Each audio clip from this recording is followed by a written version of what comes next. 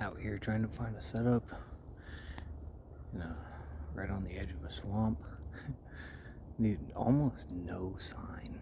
Gotta be quiet because I might still set up here tonight.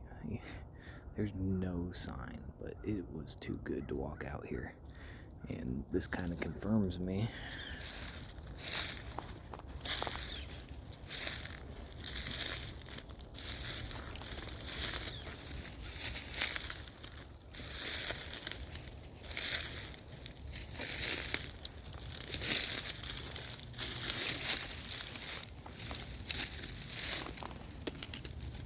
Oh man, that's been there a long time.